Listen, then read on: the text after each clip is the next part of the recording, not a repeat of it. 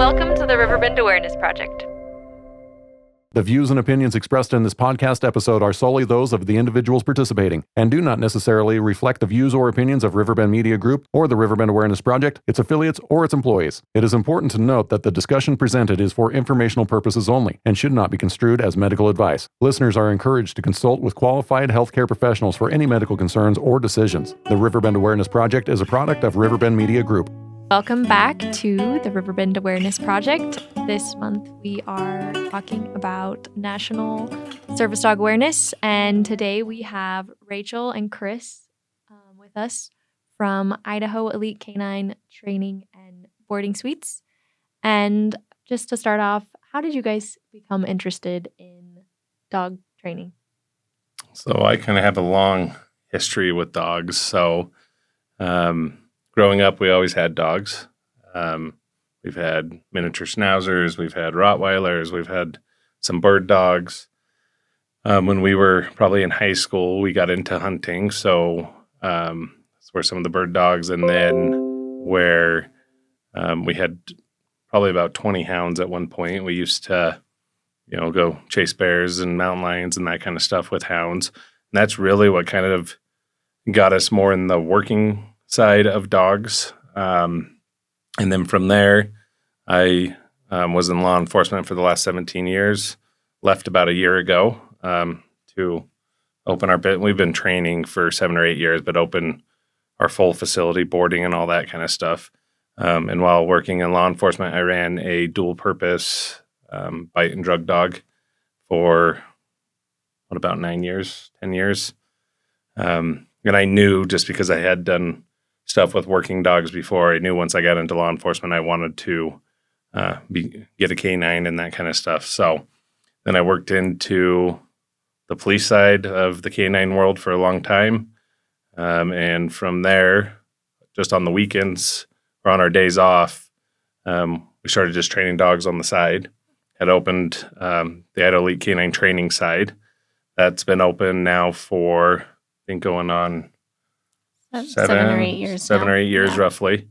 And we just kept doing that, and it kept getting bigger and bigger and bigger. And we were able to move into a new facility. So we had the training side, and we added boarding. So now we have 48 boarding kennels. And we added a whole nother training side where we still do police dogs, law enforcement dogs, that kind of stuff. And it just kind of took off from there. And I left law enforcement about a year ago now. A year ago in September will be a year. And it's just grown. And now we do everything from regular obedience to police dogs, to service dogs, to any kind of detection. We're working into more competition stuff. So we do a little of everything. Yeah. And then obviously you guys are married. So we are married. Partners in the business. But yep. Is there an aspect of it that really drew you into it also?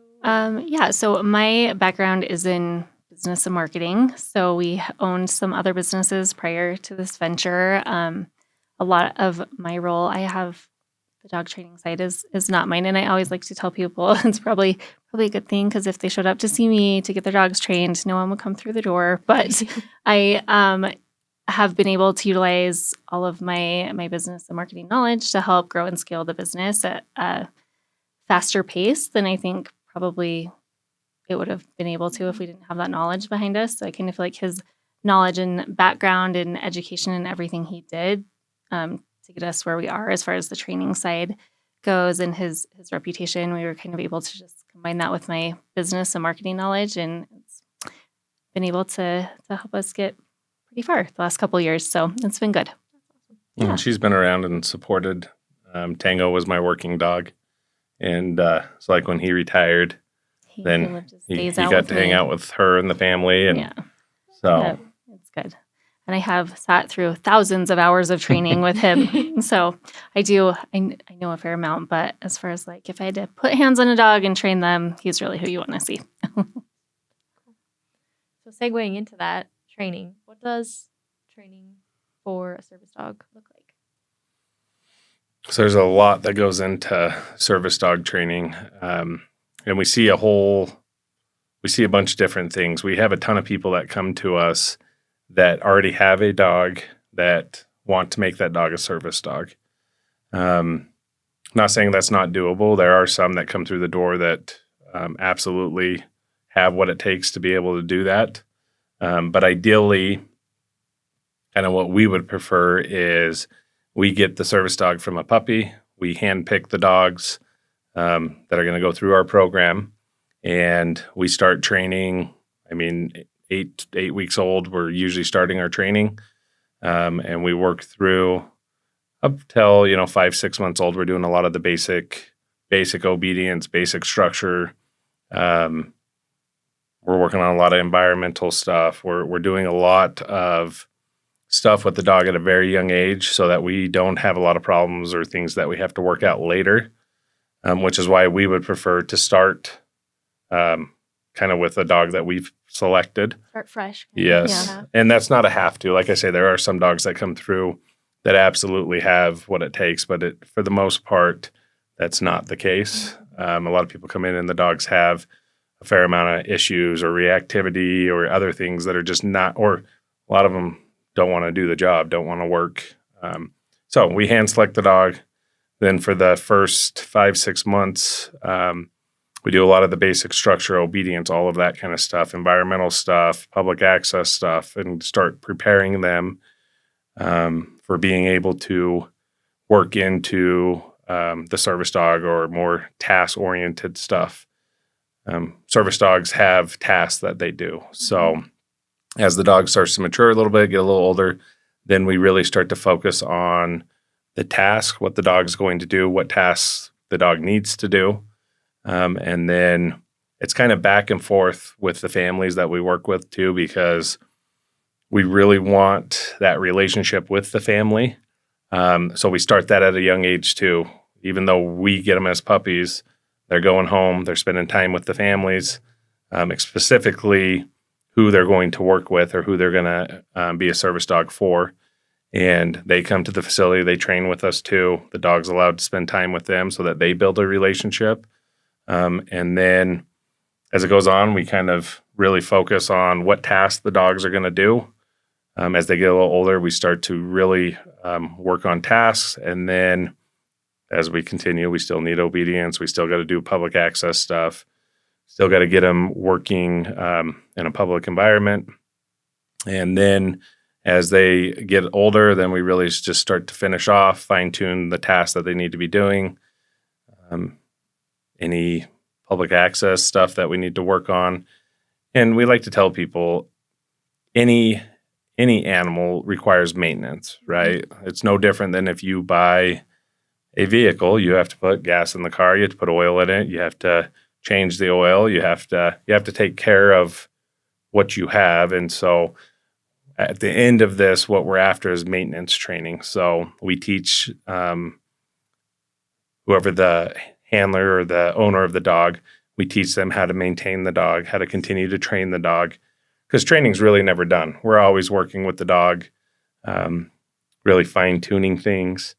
And so our goal is to help them understand what they need to do to help maintain the dog as they continue through their life with the dog. That makes sense. I was going to ask that kind of because I thought about, okay, well, you train the dog. Do you have to kind of train the person a little bit too so that they know how to interact with the dog so the dog can, so that person can go give them the signal that they need to understand what's happening. Yeah, I would say a bigger piece to this. I mean, the dog has a ton of training we have to do, but the handler, the owner also has to get an enormous amount of training so that they understand how to maintain the dog, how to work the dog, all of that kind of stuff. This is not necessarily, hey, this dog's done. It does everything and then just hand it over and the dog's going to do exactly what it's supposed to do for them that it did for us. There is a huge learning curve for the owners, and they have to be willing to take the time, understand how the dog works, and be willing to train with the dog. Yeah. And it's not a quick process either, depending on especially if you're starting from a puppy, the process can take anywhere from 1 to 2 years, right? And so especially when working with a puppy, which honestly is what we would prefer because you undo a lot of, you don't have to go back and undo a lot of maybe necessarily bad behaviors or behaviors that need work to reverse them before you can start the process of going through it. And so I think sometimes people think it's a very quick process, but training a service dog is a very long process and a lot of education going into not just training the dog, but really truly educating the handler to be able to maintain the skills with the dog once they're fully in their care and not training with us daily anymore. And we always do a like if somebody gets a service dog, it will be back and forth for, the entirety of the dog. If they have issues or they need help with something, we usually have a yearly.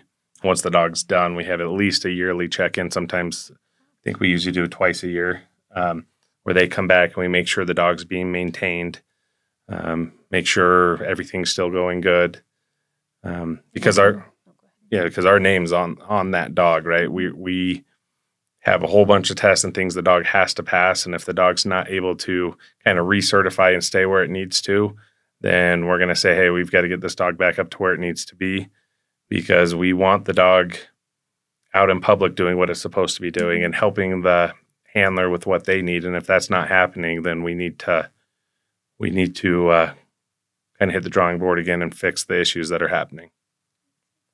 Basically having them come back to like recertify with our standards on what we know they need to be doing so that they're always maintaining that level of training. Making sure they're both getting what they need out of the relationship. Yep. With someone getting, like, how does that start? How does that process start for someone to get a service dog, whether it be for, like, if it's more for, I'm trying to think of some of the instances of people that I know that have service dogs.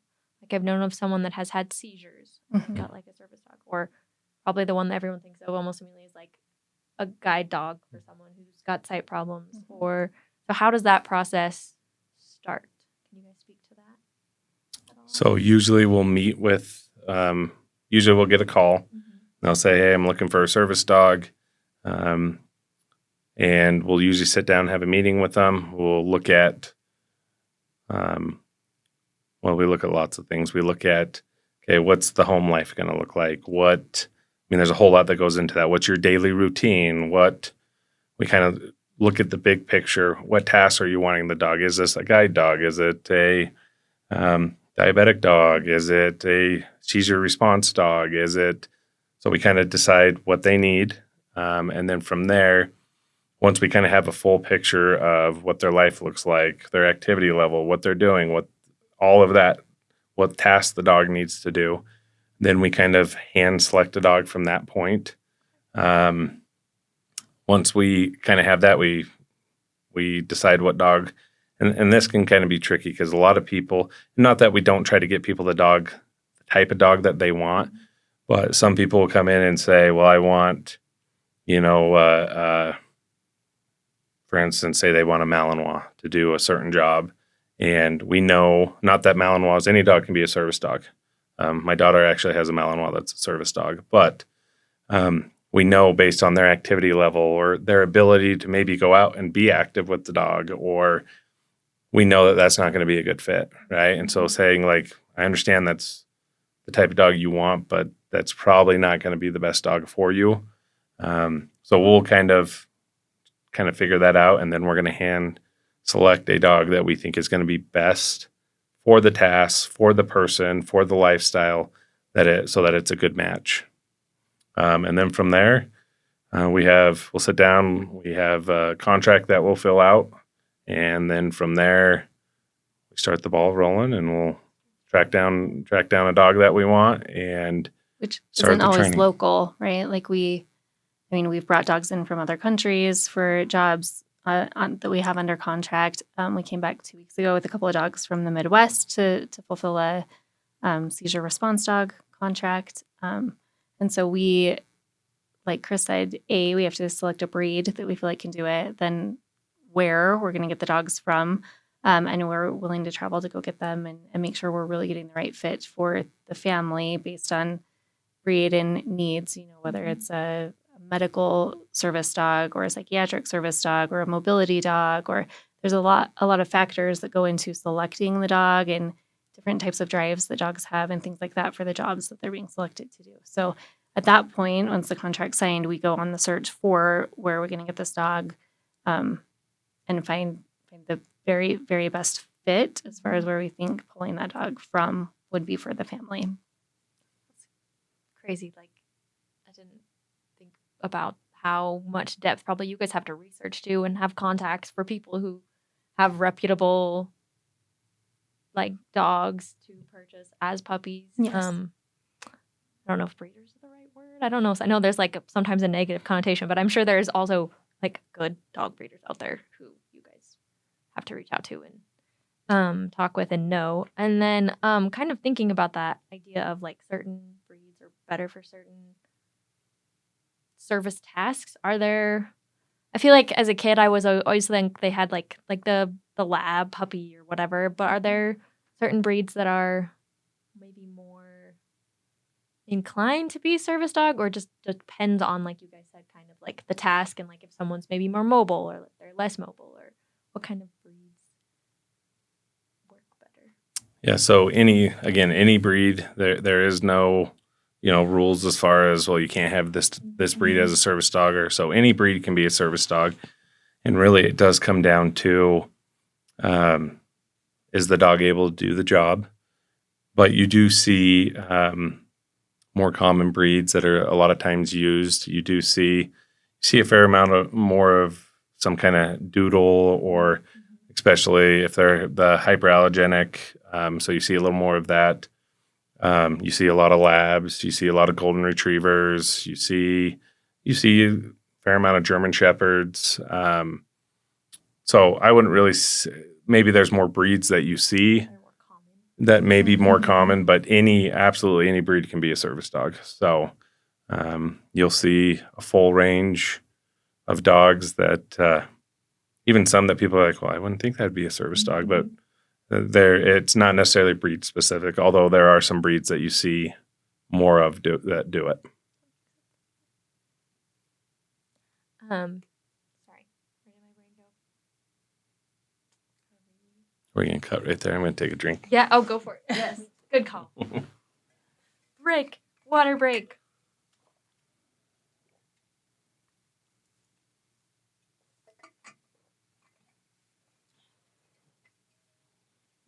About how long are you wanting this? We usually go to like about 50-ish minutes, but like we don't like talk just for talking's sake. Like you guys are. We answered all the questions. Well, like, and you guys are touching. I just want to make sure you don't want to go like 4 hours. No. We'll keep talking. Hour tops. So about an We're hour. not- yeah. Okay. And where are we at right now? We're probably about 20 minutes, 25 minutes. In. Yeah. Okay. Perfect. Yeah. So, yeah, and we do go back and make it look nice. And, we don't take out too much, but if I've said too many times, Oh yeah, that kind of thing. Yeah. When you were telling me like how you did it, I'm like, that's perfect. That's like what we're Yeah, accustomed when we to. first started with our videographer, I'm pretty sure he hated us because he probably had to cut everything. Now we're getting pretty good You to guys where. are fantastic. I'm like, these guys are pros. I gotta be on my game. Oh no, we've just done this enough that it gets easier, and now he has to cut a lot less, which I'm sure he enjoys. Yeah, because Jeff and I will edit the audio, and then our videographer, Mhm. Maddie, she's kind of all things, graphic wise and video wise. She'll go and she probably doesn't edit as much with all the but she does do like the major cuts when we need. So, was there anything I missed, Jeff, that you were like, wait, you didn't say this? I mean, we're still got questions, right? But Been doing great. okay, I'm trying to decide where I want to jump back in. There was one that we kind of talked about before that we kind of were going to add and I'm going to ask you first, and then if you don't want to answer it, we'll just I'll start over and ask a different question. But is there crossover with obedience training and service dog training? Like, do we do both or Um, affect both? No, or? that's I need to ask that better. So, like, if someone is kind of already looking for a service dog, no, I'm not phrasing it right.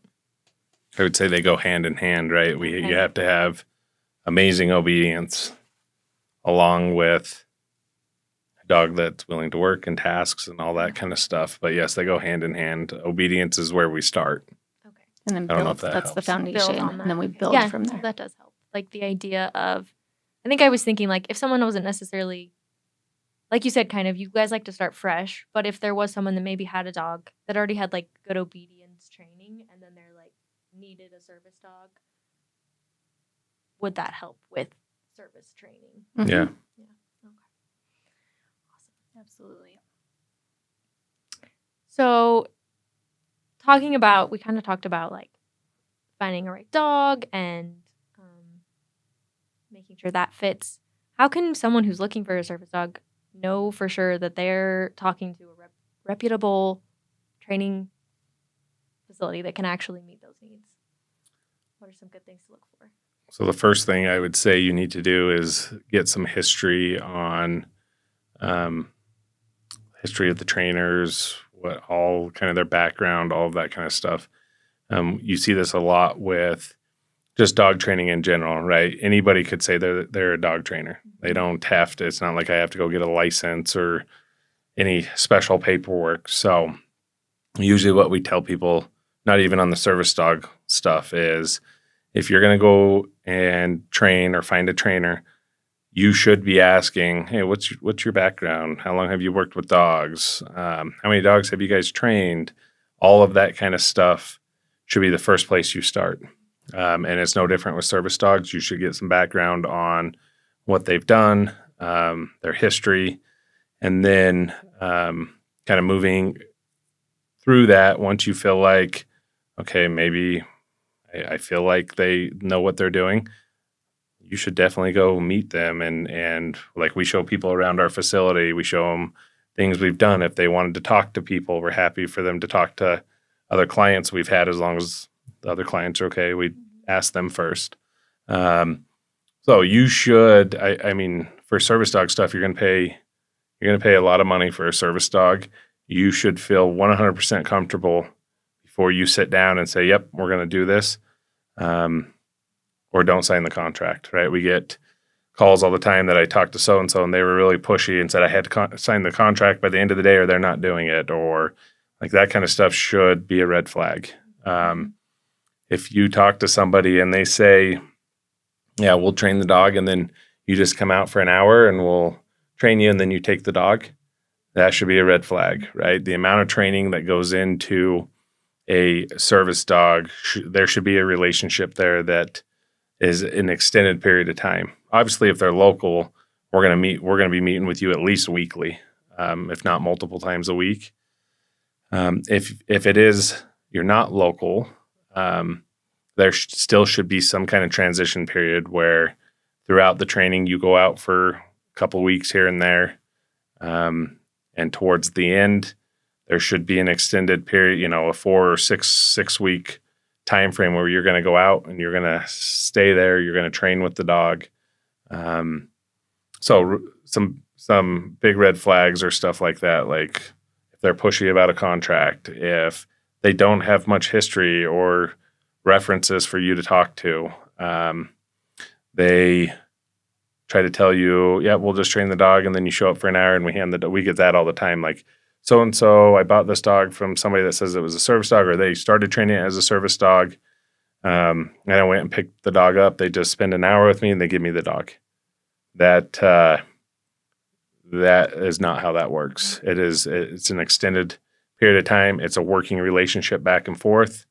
But that's some things that I would say kind of look for. Yeah. And you should ask questions. You should feel comfortable with what you're doing. You should feel comfortable with the trainer. And even if the person or the training or the company, whatever, has a ton of history, if you don't feel comfortable with them or you don't feel like there's going to be a good relationship there, then go somewhere else. So, yeah, I actually am really glad you did ask that question, because that is something that we try to educate people on a lot. There's not, both with dog training and actually service dogs, since it's National Service Dog Awareness Month and we're talking about that, there's no national standard. There's no actual national accreditation or certification that people can get. Most states don't require a certification process for barrier to entry to the dog training world. So making sure that you're vetting the person that you're getting the dog from is extremely important. Making sure you're doing your due diligence is really important. And so I think, like Chris said, making sure I would check their website, read reviews, ask for references that you can call, ask if you can see videos of them training dogs, if you can see them handling the dogs. If they're someone who trains that has those dogs on site, can you see the dogs that are there? How are they being treated? Have them demo some tasks that the dogs can do, and really do due diligence on trying to find the background and the process of what the training company is saying they have done and accomplished in the past. So, I mean, for Chris, that's really easy because we can say, here's all of his credentials. This is everything he's done. And not everywhere has that. And so, like Chris said, it is a significant, usually, investment if you're going to a company to get a service dog that's trained and they're training with you. I'd say anything that says they're, nationally certified service dogs, or they're going to give you some sort of national certificate. A lot of times those are scams because there's no national certification for service dogs. I also feel like it's really important. You don't have to use a trainer to have a service dog trained. Like, people can train their own service dog if they choose to. But with the Americans with Disabilities Act kind of regulates that. That's kind of currently the standard for what they're using for service dogs. And so that states that the dog, people can ask the question, like if you're out in public, is your dog a service dog? What 2 tasks are they trained to do? That's really all they can ask you about that. But the reason I'm kind of leading into that, we can get a little bit more into that in a minute, is it is more and more important, I think, to use someone outside of yourself for training for service dogs because they are allowed to fly. And when they fly, you do have to fill out a USDOT form. And on there, it states who trained the dog. And airlines will call and check. So a lot of times, if you're training with a reputable trainer, they're going to provide you with some documentation that they did train the dog, that the dog did pass off whatever the trainer's evaluation requirements are for that, and that the dog is trained in 2 or more specific medical tasks for the person. And I know for a fact airlines have called and checked on some of those. We've had people who've been through just basic obedience with us have asked before, like, hey, will you fill out this form so I can play with my dog? And we're like, absolutely not, because that's not okay and not the professional thing to do. And so if you're going to fly, you really want all public access rights for your service dog. It is, I think, super important to work with someone who really knows what they're doing and can guide you in some of those areas. While I was doing some research, there was some post or comment or something that I read. Someone was like, touched to the point where you said that people don't give out certificates of this is a certified service dog. So that was interesting to me. And then I didn't even think about that flying. Like, they want to travel or go on vacation. Like, they still want their service dog. So it's good to know that and to be aware that, okay, there's going to be certain standards you're going to have to meet if you're planning on taking your service dog on an airplane. Speaking to that kind of side of legality, you mentioned the American Disability Act. Are there certain legal protections for people with service dogs that you guys are aware of? Yeah, so that the Americans with Disabilities Act does place those protections in place for people with service dogs. And it does kind of create a little bit of a gray area, right? Because of the 2 questions they can ask, is your dog a service dog? What 2 tasks are they trained to do? They can't ask beyond that, like, what is the medical condition? Why do you need a service dog? Like, they really, once those 2 questions are asked, that's it. That's all they're legally able to ask, which if you have a severe medical condition or you're not comfortable stating those things, like, that's wonderful for people who need these dogs in life-changing ways, right? But it does create, on the other hand, a lot of gray area for businesses and maybe even law enforcement that might have businesses calling saying, hey, I don't want this dog in here, when it is a real service dog. It would be great if businesses were able to be more well-educated on the rights of truly trained service dogs. And even sometimes I think up to and including law enforcement on that, because even when they're called there, it's not super common knowledge, right? And that's why we were really excited to come on and do this and be able to just help educate people about both working with reputable trainers and what it really takes to have a service dog.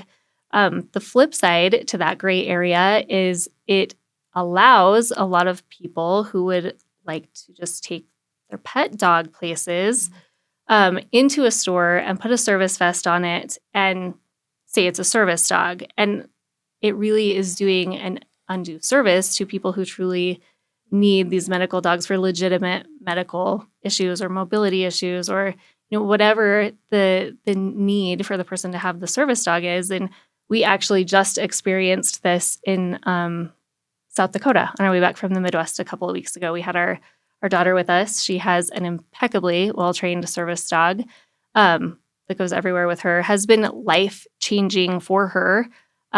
She struggles with debilitating anxiety, to the point where she's physically ill.